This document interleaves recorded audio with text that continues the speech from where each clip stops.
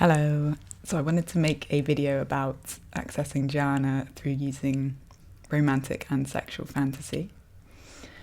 And yeah, this can be used for all sorts of, so any type of imaginal practice or fantasy. A lot of what I'm going to share can be applied to that also, but I wanted to explicitly include the sexual and romantic side of it because this is a part that is sometimes included in spiritual practice, as some of it in Tantric Buddhism and other bits, Jungian stuff certainly, but often it's excluded and left out, and it's a really amazing part of experience that I'll talk more about this later, but essentially with really deep meditation practice, one of the things we're really trying to cultivate is a really kind of deep intimacy with our experience, like having no distance between us and what's unfolding. And our kind of romantic and sexual desires are where we're most interested in, capable of, inspired into intimacy. And so these two things can kind of like merge super well, and open doors that, like less inspiring, less intimate parts of life might not. And we can then kind of take that level of intimacy out into the world and really just like engage with everything like it and kind of really connect with things. So yeah, it's pretty powerful from that way, but like I say, it doesn't have to be romantic and sexual. A lot of this is applicable to other parts of experience. So let's get into it. It's a little bit noisy here. There's some construction work going on, but I've got my mic super close and hopefully that's okay. But yeah, apologies for any noises outside. So I guess one of the dangers of using fantasy, any kind of fantasy, as a meditation object or a way to access meditation is that we can get lost in it. So I wanted to talk today, I'm going to use this diagram about how we need to, like the conditions we need to set up in ourselves in order to really connect with this practice and get into something that's more, that either is jhana or is more like jhana, where we're really deeply concentrated, really present, really engaged, connected in a pleasant, kind of joyful state, where we're here rather than just like running off into craving and aversion and kind of just like getting away from experience. So there's like some subtle moves that we want to be making to keep us here, keep us present, keep us connected. And I guess just to share a bit more about that, for example, there's a way in which kind of later down the road, as I started really putting these different bits together, like really understanding what jhana is, or like what imaginal practice is, and kind of like what tantra is, and like really knowing those things in real depth at all levels of myself, I started realizing things like, oh, I've been doing this since I was a kid, or I feel this when this happens. And so lots of it is very kind of natural and innate in our bodies and in our ways of being in the world. It's almost like we're not, with all of these practices, we're not overlaying stuff on experience, like teaching ourselves tricks or creating kind of like another level of experience or something. It's more that we're like peeling back layers and getting more in touch with our intuitive, innate nature underneath. Which can be really surprising, really mystical, really fun, blissful, peaceful, sort of all of those things. But it's not a sort of special thing that's a special like state that's like added on to experience, or that makes us special, or is something like, I've got this thing and it's amazing. It's more like relaxing into just a naturalness, allowing the kind of natural, joyful flow of your being and creating more range with that. So with all of these things, if you're sort of listening and you're thinking, oh, I could never do that, that sounds really special or something, just like open up and try and tune in and listen almost from a place of like trusting that your body knows how to do this stuff already. And you're just kind of like listening out for resonance of like, oh yeah, I think I might have had a taste of that, or I think I can recognize having experienced that before. It's really about, I really want this to be about kind of empowering your already innate kind of capacities, rather than thinking like this is something special that I need to get, that I don't have, that someone else has. So just in terms of that, be listening in that way. And then, I guess the kind of knowledge and the levels that I'm going to go through and talk about the different capacities that it's helpful to understand, feel into, practice. This really clicked into place for me when I was on a retreat. So I was on a very short, just weekend retreat, and had been doing just continuous mindfulness practice the whole time, really, really, really dedicated, just like noting, paying attention, also processing a lot of very, very deep feelings. Huge amounts of grief, huge amounts of anger, just like really processing and clearing out and purifying. And then, I was sat in between a meditation and just sort of like let the continuous mindfulness and the processing, all of that stuff go for a minute, and was just kind of like allowed my being to go where it wanted to go, off into a little fantasy. And it was like, and everything kind of clicked into place in this really lovely, just like very aligned, very beautiful, very calm, joyful, eros-filled world. But I felt very present and engaged, and also there was this element of fantasy and kind of just very deep connection with my inner world.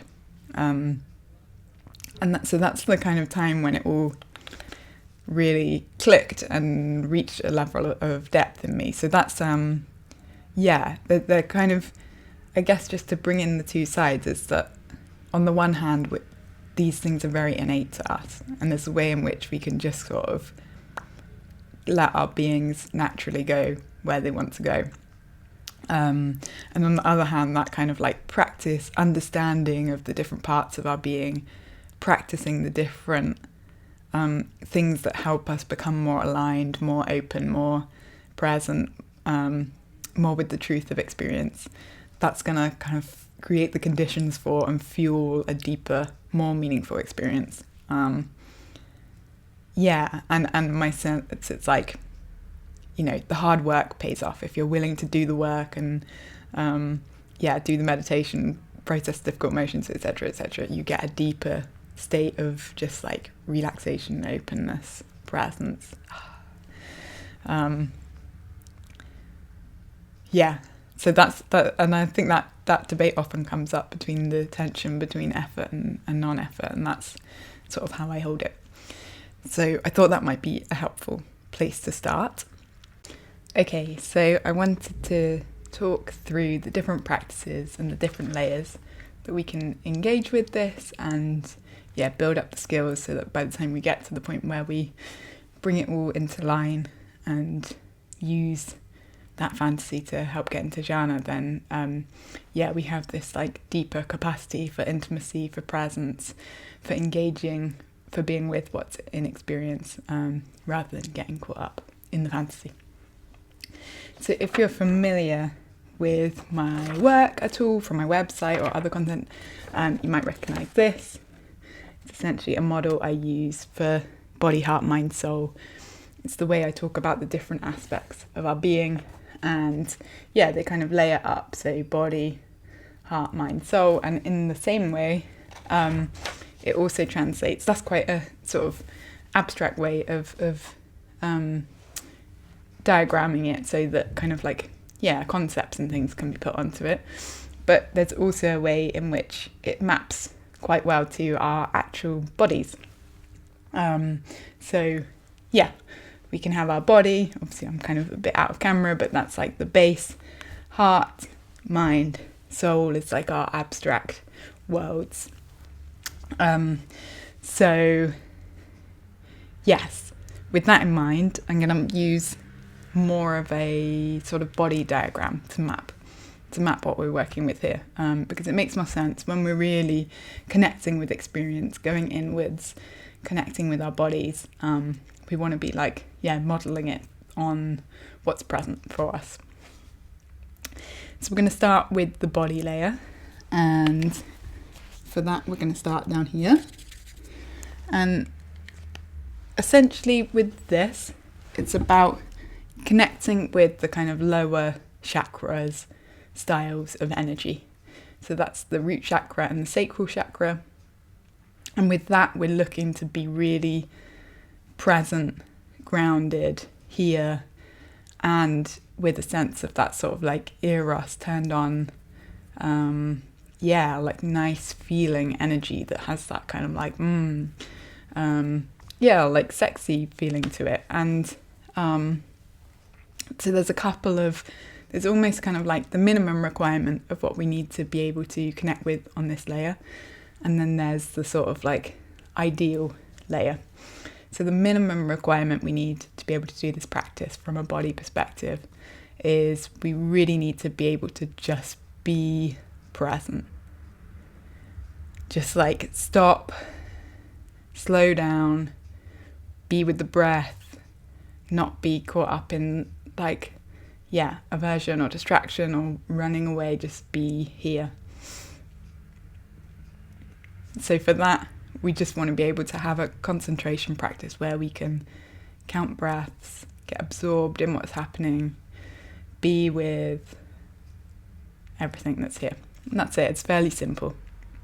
So it's the kind of like minimum baseline that we need in order to be able to start with this practice. And then a sort of ideal setup is being really connected to the energies in the body.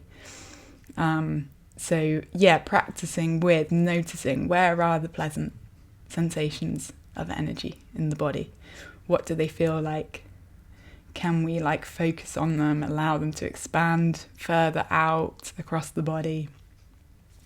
Specifically with this practice around sexual and romantic fantasy, like including the energy centers around like the genitals, lower in the body. That sense of like being turned on in an energetic sense, that almost like just unhooking that from, I'm turned on and want to have sex now, like the physical behavior, the physical response, just being able to be with the erotic energy. And like for some people that might be quite overwhelming. It can be like really powerful forces that you're opening to. And so it might be a case of like gently easing yourself into being more in touch with it. For other people, it might be quite numb, in which case it can be a case of just like feeling in, noticing subtle energies, subtle feelings. There can be like blocks and things around being in touch with this part of the body. And this part of the energy body. So just really kind of like cultivating that sensitivity, that capacity to be with the erotic feeling. Kind of located in those sort of root and sacral areas, but also throughout the body, kind of letting it spread through your being, and just enjoying that.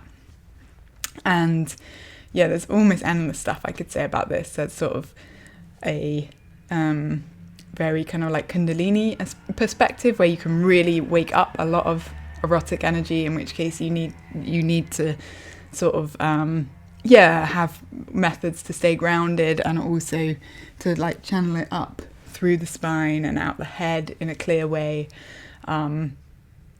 There's more sort of like physical practices for being in touch with your erotic nature. There's all sorts of things you can do, but really just to keep it simple with the meditation practice, the thing we're aiming for is just the capacity to be in touch with that, to not shut it down when it comes up, and to sort of hold space for it to be present. And there's one interesting thing which is worth mentioning, which is that,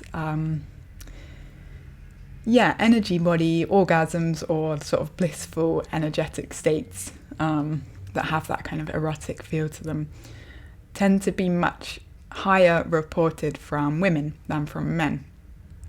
And my kind of like intuitive take from this, and from talking to women and men about this, is because that sense of the eros, sort of the sexuality and the eros and the ways of being in the world that we're used to being, obviously the feminine is much more kind of receptive energy rather than a kind of like penetrating energy. I don't need to draw that on the diagram for you to get what I mean. But there's a way in which with energy stuff and with this stuff, we're kind of like opening to receiving the energy. So often that can have a literal sort of effect of energy kind of like coming up and in, like through the root and sacral chakra. Just sort of like being open to that, and kind of like, playing with allowing energies in, playing with being in receptive energy. Imagine particularly if you're a man, that's something that's like more of a newer experience. So just being mindful of that and including that in kind of like what you're orienting towards, and the things that you're opening to. So that's the body layer. And it's essentially, a combination of presence and sort of starting to attune to that sort of eros sexual energy, particularly in the lower parts of the body, but allowing it to spread throughout. So then we have the heart layer.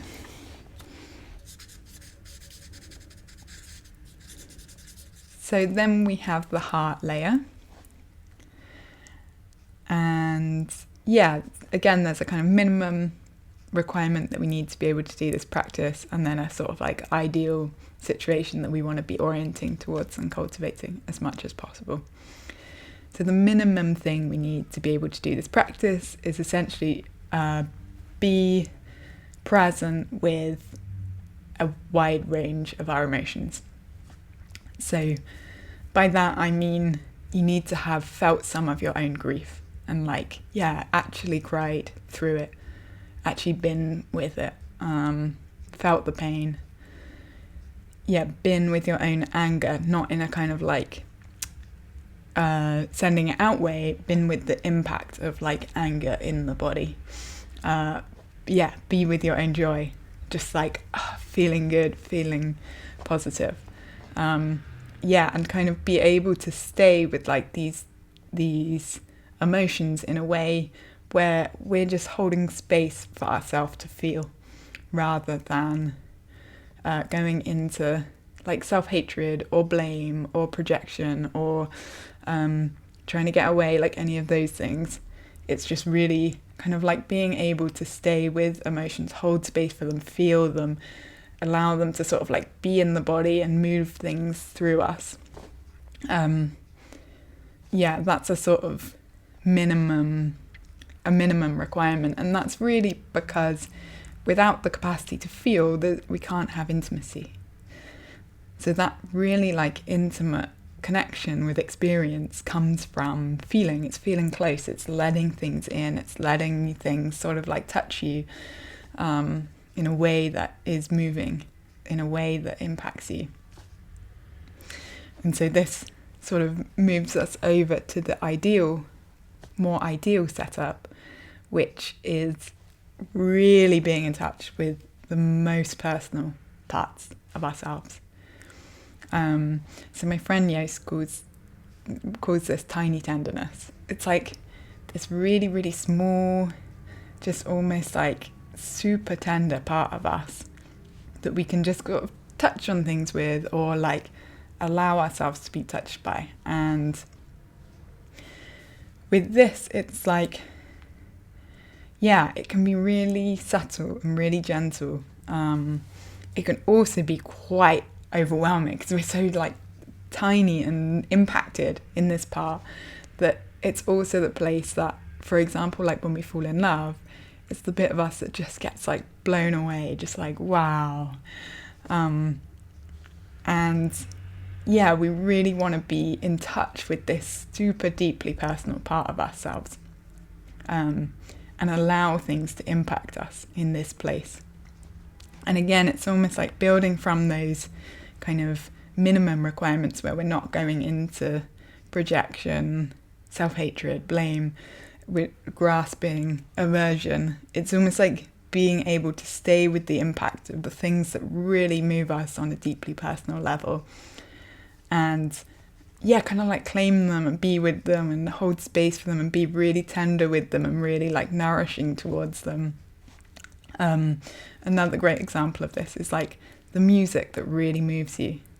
You know, like the couple of songs that come on and you're just like, just hits you right in the feels. It's like that feeling of that specific song, that specific person, that specific place that really stirs something in you.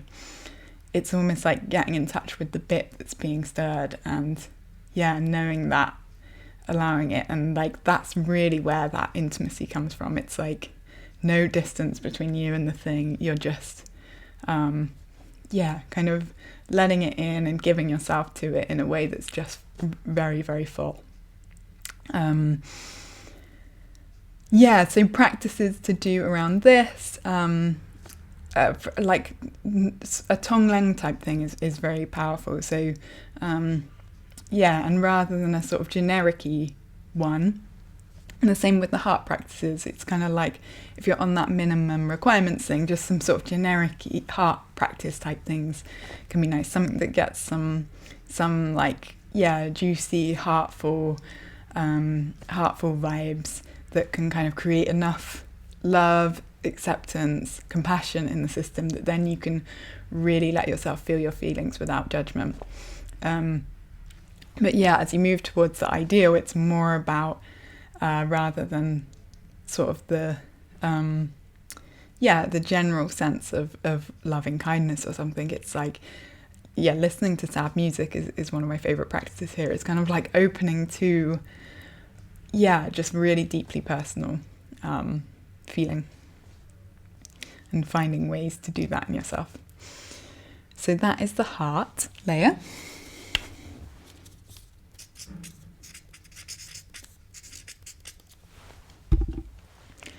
And then next we have the mind layer. So for this, I'm going to draw some things on.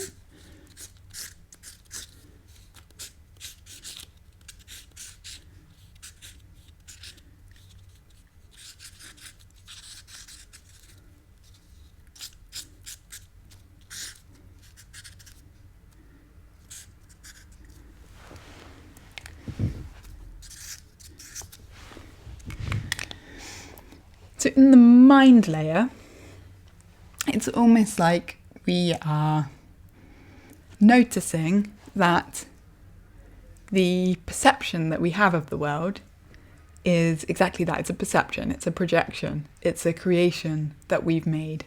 So like we might be thinking about the past, and we've essentially constructed memories. It's almost like the memories are coming, you're always here in this present moment. So like I'm here, and if I think back into the past, memories are kind of being constructed in this way, almost like a TV screen or something. If you're kind of like seeing it with your eyes, or you might think about a person or a situation and think, this is what happened. And essentially it's always a construction. And every person, even in the same events, will have a different construction of what happened. They'll have a kind of different series of things that they would describe. We also have more just sort of like feeling sort of tones that are less about, this happened and this happened, but are more kind of like, I sort of see this sense of coziness in the room, or something like that. Something that's kind of like a bit more abstract, but it's essentially it's these, and you might have, like random thoughts or something bubbling through, but it's just seeing that all of these things are essentially constructs of the mind. So with this, the minimum is that there's some awareness of this as a process. So the classic is just seeing thoughts as thoughts. And being able to sort of pop out of the thought as reality. So it's almost like before meditation practice, you might be wandering around with this is your worldview, and you just think this is reality. And it's almost like with a bit of practice, you start to be able to, pop outside and sort of put your awareness here and notice reality can be different. Like my memory of that same event is different one day to the next, depending on how this other stuff is doing, or my perception of this person is different, depending how I feel that day, or this room feels different. You kind of get a sense of the perceptions, the thoughts are being constructed, created from this moment, from this being. It's essentially, this is just a sense organ. The mind is just a sense organ for things that are shifting through. So that was a bit long, but the minimum requirement is some awareness of that, and some awareness in real time, and some sort of felt shift of, rather than being my reality is what I think is correct, into just what I think is what I think. So that's the sort of minimum requirement of what we need to be able to do this practice. And then the sort of ideal situation is that we start to do this more and more and more and more with more and more things. So one of my favorite things with this is in shared imaginal practice, we choose concepts and we start to sort of explore what they mean to us. So a really nice example of this is practice for the benefit of all beings. It's a phrase that is used all the time in Buddhist practice. And just sort of thrown up. We're doing practice for the benefit of all beings. We're doing metta for the benefit of all beings. It's just a phrase. And if you really slow down and come into yourself and say, okay, for the benefit of all beings, what does that actually mean to me? What does all beings mean? Does it mean all humans? Does it mean all living beings? What images come up when I say all beings? Is it a planet with 8 billion people running around on it? Is it something more sort of, I get quite a cosmic sense. So for me, one of the beings is the universe. And so it's this very kind of cosmic, sort of undulating sense of expression that is happening through plants and people. And for other people, it'd be much more concrete and specific. What does practice mean? Practice for the benefit of all beings. And you start to realize that every single concept, every word, every movement, every thing holds an entire world of these thoughts, ideas, images, and it's all this huge rich tapestry. So you can kind of explore that thread endlessly. And start to unravel really things that seem very solid, very concrete, very sort of of course that's real, scientific materialism or other parts of experience. It's if you really investigate and spend a lot of time with them and kind of looking at your perceptions and testing them and things like that, it can all just start unraveling into this very much more open, much more fluid world that we live in, and that is essentially being sort of channeled through these sense organs of the mind, and we're kind of constructing a reality out of that. So practice practice for those, either the sort of basic one or the ideal one, any kind of mindfulness practice, emptiness practice, Buddhist practice, it's all really good for that stuff. So I will put this on as mind.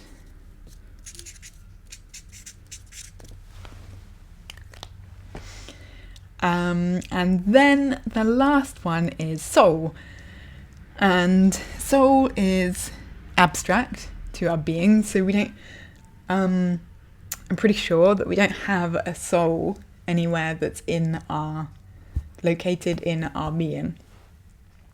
And actually, rather than the word soul, I often really prefer the word soulfulness. It's almost like the meaning that is like baked into our beings. It's like the meaning, the purpose. It's kind of like the eros, the things that we're sort of like pulled by, interested in, find compelling. And it's just noticing what those are for you, and like validating it, connecting with it, just feeling, almost like allowing it to bring you to life. It's really, it's about like your life force, and your connection to experience is really very about soulfulness. So, like rock stars, they've kind of like found their thing, and they're really going for it, and you can feel it in the soulfulness. They're like a person who's really fully expressing themselves. And fantasy and the imaginal is perfect for getting in touch with this, because we're looking for the things that feel like an expression of you and your deepest nature. So a really nice thing to do around this with fantasy is to think about what you used to fantasize as a kid about. Like, what were the things that like really lit you up and you were like, oh yes, this thing. Or if we're specifically talking about sexual and romantic fantasy, just like remembering when you first started thinking about that, and what were the things that sort of lit you up about it, and you kind of imagined and dreamed about. Really like getting in touch with that and allowing that to be part of it. Almost kind of like who are you when the world's not telling you who to be. That's really something that we're getting in touch with soulfulness. So the minimum is that you can sort of feel that a little bit. You just want to be able to kind of feel your like essence, your soulfulness, your sense of being. And then the ideal is just exploring that, releasing it, letting it express itself. So creating things for it, putting it out in the world.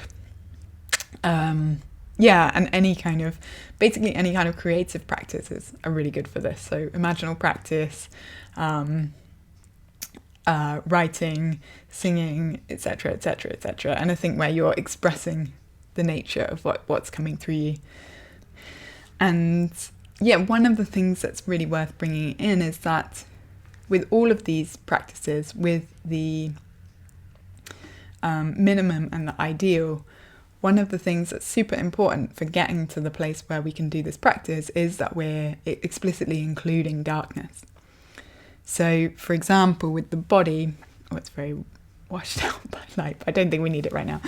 With the body, when we're doing those practices of presence and feeling into the erotic, it's like we want to include and work through any resistances that we have. With the heart, when we're opening to emotions, it's about feeling the emotions that, we don't always make space for in life, and consciously kind of like going through that process of making space for them, connecting with them. With the mind, often the things that we get so fixed on are the things that are scary for us, or the things that are painful for us, or the things that are stressful for us. So we're kind of like, creating more spaciousness around these things. And with soulfulness, including darkness is really important as well. It's almost like, if you're writing poetry or writing music, it's often like the really heartbreaking stuff that is the stuff that resonates the most deeply. if you're creating art, it's coming from something like fiery in us, where we have something to express, we have something to say, and that's sort of in it's like wanting to get out. It's almost like the parts of us that are fighting for something, or expressing something, or really want to be something in the world. That's what we need to feel. And part of that is really getting in touch with the darkness, or the difficulty, the challenge, and including that in what we're connecting to. So if you want more guidance on like practices connecting to any of those parts, so body, heart, mind, soul, there's plenty of that on my website.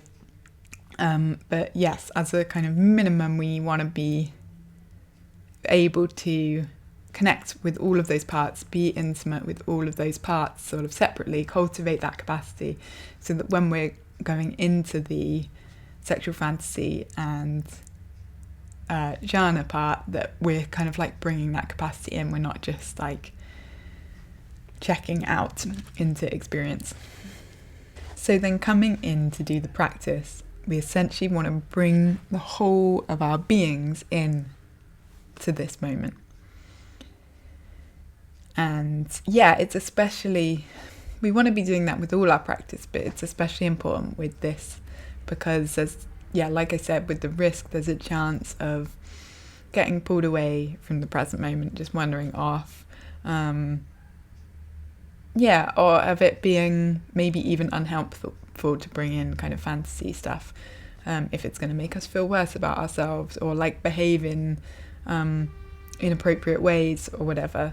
So just having that base of the whole of our being brought in, being present, is really important and really powerful. So with that in mind, then essentially the practice can be super simple. Like I said, when I was on retreat, it was almost just like letting myself relax into it. As you're not on retreat and you need to do a bit of a kind of like entryway into it, I would say the best thing to do is to count a bunch of breaths, or find something to concentrate on that feels embodied, that allows you some space to feel into your heart, to make room for any emotions that are present. Just notice some mind stuff kind of come and go. Tune into the part of the soulfulness, the part of you that is very your expression, the things that are meaningful to you. And maybe for like 10 minutes or something, just count breaths, or find your natural sort of embodied, concentrated, relaxing presence in your meditation practice. Do some deep breaths into the belly. Let your body sort of calm down, be present. Be mindful, like take some time to check in with yourself. Be like, okay, what's here with me emotionally? What's here with me sort of like on the mental loop? Just make space for some of that to kind of like pass through. And then when you're starting to just get a bit of a taste of like, there's some presence here, some concentration. I'm not just getting pulled around. Really tuning into yourself. Going in, like turning inwards. Feeling down into the body, all the way down to the feet, the legs, the root, the sacral, the heart. And almost like just finding something in your experience that feels like, it generates a sense of positive jhanic energy. A kind of like, that feels good. And just staying with the energy, allowing the thing that you're thinking about to be present, but allow the energy to kind of like, rise and stay with the energy. Notice any emotions in the heart, like is it does it come with like a sad feeling? If it's something from the past, does it have a kind of nostalgic feeling? If it's a future oriented thing, is it like an excitement? And just sort of like feeling into the like positivity and the sense of joy. And that can include things like painful stuff or sad stuff, or sort of like quite sort of like edgy sexy stuff or whatever, or it can be very sweet and very just innocent and not sexual or romantic, or it could just be like a very innocent fantasy that you have, but just allowing the emotional impacts to hit you, and make sure that it's coming from this place of like self-love and feeling good and goodness and connection, rather than I need to get this thing. It's almost just like a sense of right now this feels important to feel into, imagine, sense in my being. So that's on a heart level. On a mind level, just like noticing when you fantasize. How do you fantasize? Like, do you see images? Do you imagine yourself? Some people imagine themselves like from the outside, as if they're watching from a kind of bird's eye view of a situation, or are you like in your experience and looking out? Is it sort of very dreamlike and kind of soft and like hard to kind of dream logic and things like that, or is it very sort of logical and quite realistic? There's like different ways in which we can fantasize, and just kind of like being with it and allowing it to play out, almost as if it's a movie or something, and you're kind of like sitting back and enjoying the movie and letting it play. You're not you don't have to judge the content in the same way that you're not responsible for a horror show or a sex scene in a movie or a sad film or anything like that. It's like just allowing the sequence of events to play in a very sort of non-judgmental, free way. So that's it from the mind side. And then the soulfulness side, just feeling into that sense of like richness, meaning, that this like feels alive to you, that it brings you to life in some way, that you're like, oh yeah, this is really nice. And so kind of like just weaving those in, and it really becomes it's almost like you don't want to be overthinking these things. It's almost like letting, like I said, each of those things is just an innate capacity. Our innate capacity to kind of construct a film-like series of events that takes us on a journey. It's just innately in our imaginations as human beings. So not overthinking, but just allowing that to happen. If you're getting like caught up in judgment, you can just remember like, oh yeah, I can allow the story to play. With your heart, if you're like feeling contracted, you can just be like, oh, I can make a bit more space for the emotions that are here to feel them. If you're losing touch with the body, just that sense of like, tuning into the pleasant energy, seeing if it can spread a bit more, connecting with it. And with the soulfulness, if you're losing touch with the meaning, just being like, what feels alive in this for me? Almost like following the aliveness. And as I describe it, it sort of sounds like a lot. But really the concentration object it's essentially like the eros. The common thread in all of those things is the eros, which is why it's specifically talking around sexual and romantic fantasy, because we can also have eros about lots of other fantasy and situations, and absolutely bring that in. But bringing, explicitly allowing and making space for the sexual and romantic part is important. And so almost kind of like following the eros, following the aliveness, allowing that to almost like be your guide through the experience, and allowing that to deepen each of these parts of us. It's almost like the deeper we go into the eros, the more we'll feel our bodies, the more we can be present with that energy. The more concentrated we get, the more present we become. The more eros and aliveness and connection we feel with our hearts, the deeper the feeling will be, the more intimate we are with experience. So the less distance between us and experience. The more kind of like compelling and interesting we find the movie, and we can like watch the movie, it's like that keeps us concentrated, keeps us engaged. So yes, essentially the concentration object is eros, and it's a very intuitive meditation. I think I will just leave you to explore it from there and see where it takes you, but hopefully it really opens the doorway into some deep meditation states. And then I think what is interesting is that, that kind of like unhinging, as you cultivate this with sexual and romantic fantasy, the thing that you can kind of take away is that sense of intimacy and connection. It's almost like that comes out into the world with you, or into your other practices, where you just learn to be really close with experience.